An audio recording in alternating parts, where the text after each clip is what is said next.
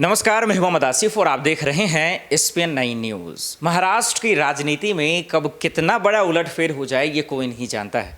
और ये मैं ऐसे इसलिए कह रहा हूँ कि शिवसेना की सरकार ख़त्म होने के बाद हम सब ने देखा एकनाथ और बीजेपी के साथ मिलकर सरकार बन गई, लेकिन अब तक मंत्रिमंडल का विस्तार नहीं हुआ है। और उसी चीज़ को लेकर एकनाथ शिंदे दिल्ली आना चाहते थे, लेकिन उन्होंने अपने दौरा को कैंसिल कर दिया। बीजेपी के अध्यक्ष ने बयान दे दिया कि दिल्ली में पत्थर रखकर उन्हें जो है मुख्यमंत्री बनाया गया है। तो दरअसल आज यही जानेंगे कि दरअसल सस्पेंस कहाँ है और किस लिए रखा जा रहा है। क्या वाकई में एनसीपी शरद पवार ने जो कहा था कि एकनाथ शिंदे की सरकार गिर जाएगी, क्या ऐसा ही कुछ होने वाला है? इन्हीं तमाम मसलों पे बातचीत करने वाले हैं और बेहद खास मेहमान इस वक्त मेरे साथ मौजूद हैं।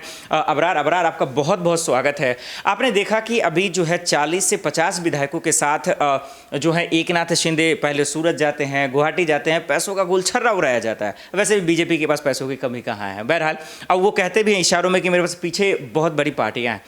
सबसे पहला सवाल ये है कि शपथ लेने के बावजूद अब तक मंत्रिमंडल का विस्तार क्यों नहीं हुआ है? इसके पीछे क्या वजह हो सकती है? क्या बीजेपी के ही अंदर, उनके पार्टी संगठनों के अंदर क्या कुछ खिचड़ी पक रही है और वो क्या वजह हो सकती है? देखिए, मंत्रिमंडल के विस्तार नहीं होने का बड़ा कारण ये है कि जिस तरीके से दोनों गुट जो है आपस में एक तरीके से नेगोशिएशन वाली जो बात है वो चल रही हुई, क्योंकि जिस लगातार जो है देवेंद्र फडणवीस के सीएम बनने की बात चल रही थी और अचानक से सीएम एकनाथ शिंदे को बना दिया जाता है।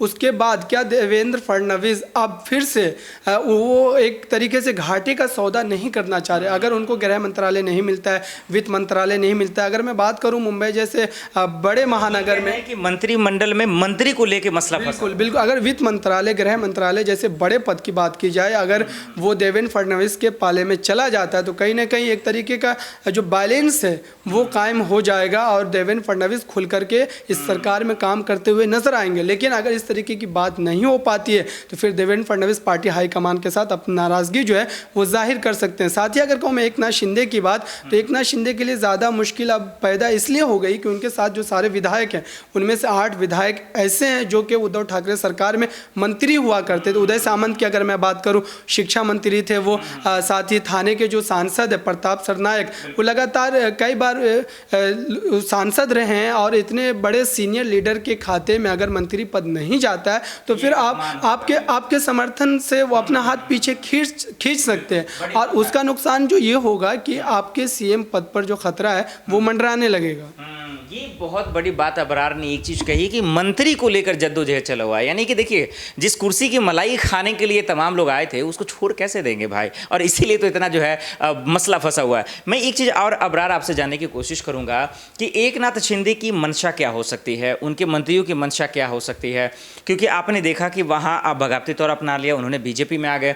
लेकिन मैं ये जानना चाहता हूँ, जैसे कि आपने खुद अभी कहा भी है कि ये बीजेपी ने जो मास्टर स्ट्रोक खेला, जिसको लोग मीडिया में चला रहे हैं, सोशल मीडिया तमाम जगहों पे, कि एकनाथ शिंदे को सीएम बनाने का, इसके पीछे बीजेपी या फिर अमित शाह जी या फिर जेपी नड्डा साहब या देवेंद्र फडणवीस ही, इसके पीछे मंशा क्या होगी, क्या राजनीति होगी, क्या आने वाले वक्त में बीजेपी को इससे क्या फायदा होगा? क्योंकि बीजेपी किसी को सीएम नहीं इतना जल्दी बना सकती है। एकनाथ शिंदे का अगर जिक्र करें, 2019 का थोड़ा सा एक बयान आपको याद दिला देता हूँ कि यही शिवसेना उद्धव ठाकरे से 50-50 यानी कि 2.5 साल वाली पे बात हुई थी। लेकिन जब उन्होंने कहा कि हम सीएम बनेंगे तो उसके लिए देखिए सरकार गिर गई बीजेपी की। लेकिन एकनाथ शिंदे को अचानक से बनाना क्या मंशा हो सकती है? बिल्कुल आपने सही कहा कि जो पार्टी 2.5 साल वाले फॉर्मूले पर सरकार बनाने के लिए राजी नहीं हुई, वो ऐसे किसी व्यक्ति को, एकनाथ शिंदे को सीएम पद कैसे दे सकती? उसके पीछे रणनीति उनकी ये है कि एकनाथ शिंदे जिस स्थिति में सरकार को बनाने के लिए आए, उन्होंने बगावत की, इसके लिए भारतीय जनता पार्टी ने समय के लिहाज से एक फैसला लिया और कहीं ना कहीं एकनाथ शिंदे के सर पर सारी जिम्मेदारी जो वो थोप दी। क्योंकि अगर एकनाथ शिंदे सरकार में सीएम पद पर अपना शपथ नहीं लेते तो उनके पीछे लगातार जो विपक्षी दल है, चाहे हम शरद पवार की बात करें, शिवसेना की बात करें, तो वो तमाम लोग उनसे बातचीत करते हैं और ताल्लुकात बनाने की कोशिश करते हैं, कहीं ना कहीं उनको दोबारा अपने पाले में लाने की कोशिश करते हैं। लेकिन एकनाथ शिंदे को जब भी सीएम पद दिया गया तो उनको एक तरीके से अपने मकसद में कामयाबी मिली और उनके साथ ही एक जिम्मेदारी का जो बोझ है उनके सर पर डाला गया ताकि वो अपने सारे विधायकों को अपने साथ बनाए रखे। क्योंकि अगर विधायक उनके साथ ज़रा सा भी टच से फेमस होते हैं तो फिर उनकी कुर्सी पर जो है वो खतरा बनेगा, और ये जिम्मेदारी भारतीय जनता पार्टी ने अपने सर से उतार करके उनके सर डाल दिया। तो ये बड़ी रणनीति के तहत भारतीय जनता पार्टी की तरफ से काम किया गया। लेकिन आने वाले समय में जो विधानसभा चुनाव होंगे, अगर उसकी बात करूं मैं, तो उसमें भारतीय जनता पार्टी का जो चेहरा होगा या एनडीए का जो चेहरा होगा वो देवेंद्र फडणवीस होंगे, ऑफकोर्स, उसमें कोई दो राय नहीं है। लेकिन एकनाथ शिंदे के लिए अब बड़ी मुश्किल ये है कि अगर वो इस सरकार में अपने कार्यकाल को पूरा नहीं कर पाते हैं तो फिर उनके लिए एक तरफ कुआं दूसरी तरफ खाई वाली स्थिति बन जाएगी, क्योंकि न तो पार्टी के सदस्य हैं, वो एक गुट तभी तक है उनके साथ जब तक वो विधायक बने हुए। अगर उन विधायकों ने पलटी मारी, शिवसेना में वापस से शामिल हो, क्योंकि राजनीतिक में सब चीज़ संभव है, सारी संभावना। लेकिन एक सवाल ये भी तो है ना अबरार, जो आप कह भी रहे थे, जो है बीजेपी के जो अध्यक्ष हैं महाराष्ट्र के पाटिल साहब, वो क्यों कहा उन्होंने कि भाई दिल पे पत्थर रख कर जो है हमने उन्हें बनाया। इस बयान का क्या मतलब निकाला जाए? क्या ये समझा जाए कि वाकई में टेम्प्रोरी टाइम के लिए उन्हें यूज़ किया गया है? जो आप कह भी रहे हैं कि आगामी जो विधानसभा चुनाव होंगे, क्या उससे पहले ही इनका पत्ता साफ हो जाएगा? बिल्कुल, उनके राजनीतिक करियर पे एक तरीके से सवालिया निशान लगने वाला है, क्योंकि अगर सुप्रीम कोर्ट और चुनाव आयोग के द्वारा उस तरीके के फैसले नहीं आ पाते उनके पक्ष में, जो पार्टी निशान को लेकर के, पार्टी दफ्तर को लेकर के लड़ाई चल रही है, तो फिर कहीं ना कहीं एकनाथ शिंदे के लिए अपनी सियासत को बरकरार रख पाना जो है एक तरीके से मुश्किल भरा कदम होगा। क्योंकि अगर किसी बड़ी पार्टी से आप छोटे दल के तौर पर समझौता करते, उनके साथ गठबंधन में शामिल होते, खास करके भारतीय जनता पार्टी की बात की जाए तो वो ऐसी पार्टियों को निगल जाती है जब तक आपका वजूद सियासत में क्षेत्रीय दल के तौर पर नहीं बन जाता है पूरी तरीके से। आप किसी बड़ी पार्टी में एक अपने आप को शामिल करते हैं तो आपके वजूद पर एक खतरा का निशान जो है वो बन जाता है। एग्जैक्टली, वो बरकरार भी रहता है। चलिए एक आखिरी सवाल के रुख कर रहे हैं अबरार, और सवाल यही है कि आपने देखा होगा कि जब तमाम विधायक जो हैं वहाँ के लिए जा रहे थे, उस वक्त भी जो है ईडी का शिकंजा संजय राउत को कसा गया था। आज भी सुबह सुबह उनके घर पे आ गई।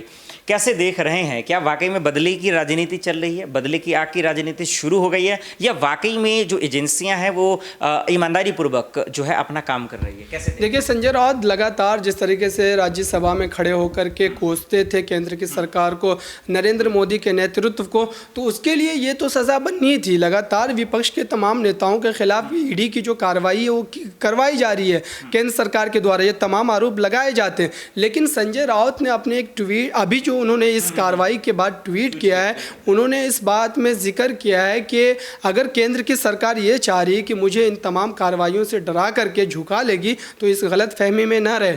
तो ये बात कहीं ना कहीं उस ओर इशारा करता है कि जो रणनीति है भारतीय जनता पार्टी की तमाम विपक्ष के नेताओं के द्वारा, तमाम विपक्ष के नेताओं पर जो इस तरीके का डर दिखा करके उनको अपने पाले में कर लिया जाता है, अपने लिए साध लिया जाता है, तो संजय राउत ने इस पर अंकुश लगाने का काम किया है। साथ ही संजय राउत की जो मुश्किलें और भी बढ़ सकती है, क्योंकि संजय राउत लगातार अब भी वो राज्यसभा में सांसद है शिवसेना की तरफ से, और अपनी बात को मुखर तौर पर रखने के लिए जाने जाते हैं। शिवसेना में सरकार जब शिवसेना की थी महाराष्ट्र में, उस समय आप उद्धव ठाकरे के उतना बयान नहीं सुनते थे जितना संजय राउत खुल करके केंद्र सरकार के खिलाफ बयानबाजी करते। उन्होंने एक बार तो यहाँ तक कह दिया था अमित शाह को कि आप जिस स्कूल में पढ़े हम उस स्कूल के प्रिंसिपल रह चुके। तो ये सारी बातें कहीं ना कहीं राजनेताओं के मन में ठेस पहुँचाती है, और उसी मंशे के तहत अब मुझे लगता है कि संजय राउत के खिलाफ ईडी की ये जो कार्रवाई है की जा रही है। और उन्होंने एक बड़ी बात का जिक्र किया है उस बीच की बाला साहब ठाकरे की कसम खाई है उन्होंने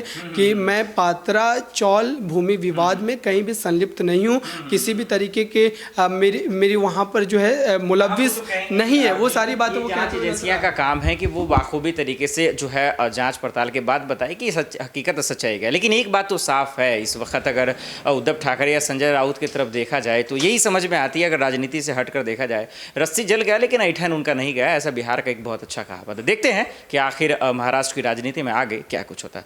चलिए आज के लिए इतना ही, मुझे दीजिए इजाजत और आप देखते रहें SPN9 न्यूज़। नमस्कार।